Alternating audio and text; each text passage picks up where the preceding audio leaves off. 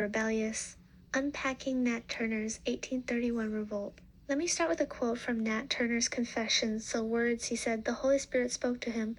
The time has come to fight against the serpent. In 1831, that serpent was slavery. Today, we're asking, was Turner's fight an act of sacred duty? Or a reckless rebellion? Let's walk through why his story still matters 190 years later. First, let's set the stage in Virginia, 1831. This wasn't just a place with slavery, it was a tinderbox. 40% of Virginia's people were enslaved. The laws were designed to crush resistance. You couldn't teach an enslaved person to read. You couldn't let black people gather to worship. But ideas don't stay locked up. 2 years before, David Walker wrote his Appeal a Radical Call for enslaved people to fight back, and it circulated secretly, even in Southampton County. That's where Nat Turner lived. He was a preacher, and he could read both crimes under the law. For him, every whip crack, every family torn apart, every banned Bible study, it was a sin against God.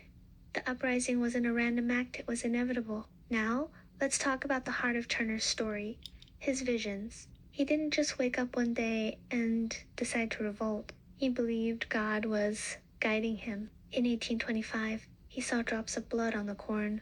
Most people would look away, but Turner saw Christ's sacrifice twisted into a demand for vengeance. Later, he saw white spirits and black spirits fighting amid thunder. That wasn't a nightmare to him. It was a prophecy, a holy war, coming to set his people free. And when the Holy Spirit told him to fight the serpent, he knew exactly what that meant. Slavery was Satan's work, and he was called to destroy it.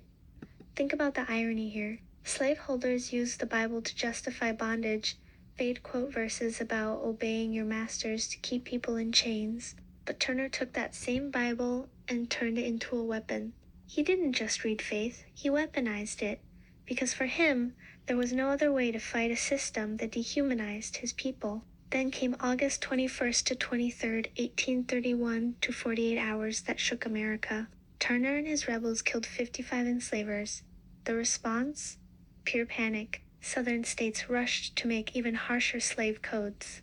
No more black church services, harsher punishments for literacy. Up north, abolitionists split. Leaders like William Garrison said violence was wrong, but radicals looked at Turner and saw a prophet. By November, his confessions were published, and overnight, it became a rallying cry for those who believed slavery could only end with force. Why does this matter today? Let's break it down into 3 truths Turner's story revealed. First, he shattered the myth of the contented slave. His comrades saw him as a leader, someone whose clarity and purpose made them refuse to accept their chains. That's proof. Enslaved people weren't okay with their bondage. They had hope, they had resolve, they had the strength to fight back.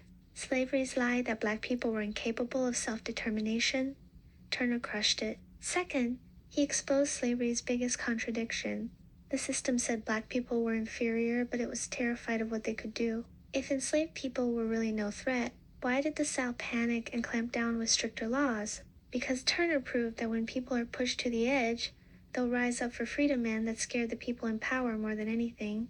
Third, he inspired generations of radicals. In 1859, John Brown led his raid at Harper's Ferry, trying to spark another slave revolt. He said 3 simple words. Turner was right. Turner's fight wasn't just a moment in 1831, it was a seed, one that grew and fueled the fight against slavery right up to the Civil War. So, going back to our question, sacred or rebellious? For Turner, it was sacred. He believed God called him to stand against evil. For the South, it was rebellion because it threatened their cruel way of life. But here's the core truth. Turner's story isn't just about the past. It's about what happens when a system is so unjust that people have to choose between following the rules and following their conscience. It's about how faith can be a comfort or a call to fight. And it's a reminder that freedom never comes without courage. Sometimes you have to stand up to the serpent even when the whole world is against you.